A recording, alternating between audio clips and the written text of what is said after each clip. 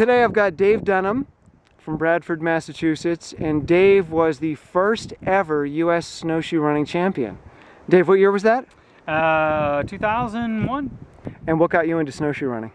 I won a pair of snowshoes at the Cranmore Hill climb, and I thought, what the heck, I got to use them. And I came out and did one of the Western Mass races, and the following year was the year they had the first Snowshoe Championship, and I got to go. So you're basically hooked now at this point. Yeah, definitely. This many years in, for sure.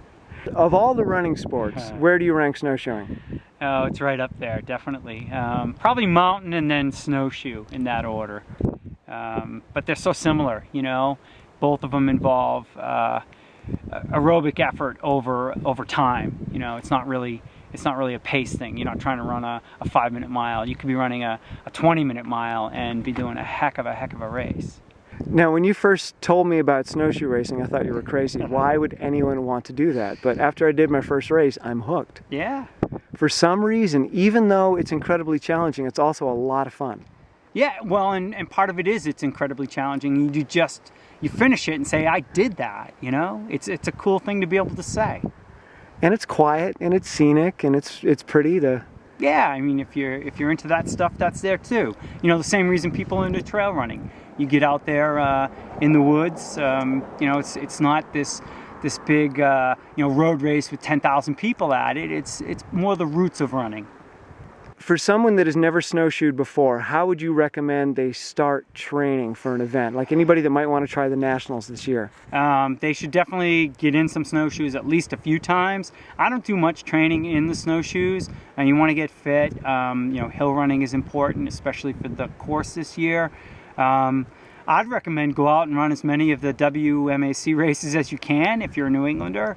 Run the New Hampshire series, run whatever series is around your location. Get tips from the people who've been doing it.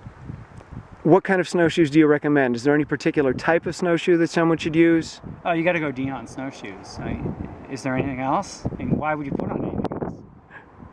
And now, Dave, are you holding any races this year? Yeah, I'm putting on a qualifier for the championships at Northfield, Massachusetts, the first weekend in February. Now, what about entry fees? Are snowshoe races as expensive as other types of races? They're generally less expensive, more in line with the trail race. Figure anywhere from the low end would be a $5 entry fee up to $20, $25, somewhere in that range. So it's pretty reasonable for what you get. Dave, how old are you? 49. And I've seen you take down some pretty serious stallion road runners in their 20s and early 30s. I don't know about that. And in the tough, grinding, deep snow races, you really excel. So what do you think the difference is? Is it mileage? Is it a mental attitude? It's a lot like mountain running. It is a mental attitude. It's knowing I'm going to be going really slow and this is going to really hurt for a long time, and just locking yourself in and just going with it. So it's not necessarily about who's the fittest, but who's fit and mentally prepared for the long grind. Exactly. And not going out too hard. Yeah, that can be key. You can really get yourself into trouble, and then sometimes there's no way back. Once you're in trouble, the only way you can recover is to walk or even stop. And once that happens, you're doomed. Now, have you ever been in a race where a peloton is formed, where people are breaking trail and switching off the lead? Yeah, a few times I've been in that. That can be tough because you know, if you're taking turns and maybe the pack behind you is catching up because it's you know, just a couple guys out in front doing all the work. But hey, that's part of snowshoe racing occasionally. And which makes it different than other running sports. It Exactly. becomes more like a biking sport. Yeah, exactly. When did you get this shirt? I don't know what year this was. I've been on the team a few times, so I couldn't really say. And what does it take to get on the national team? Top 5, I think, at nationals.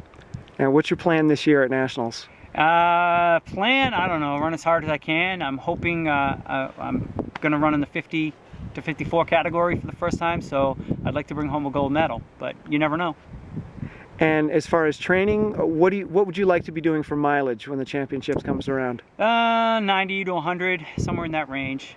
Yeah, that'd be my plan. Awesome. Thank you. Cool. Have Good a good luck. one.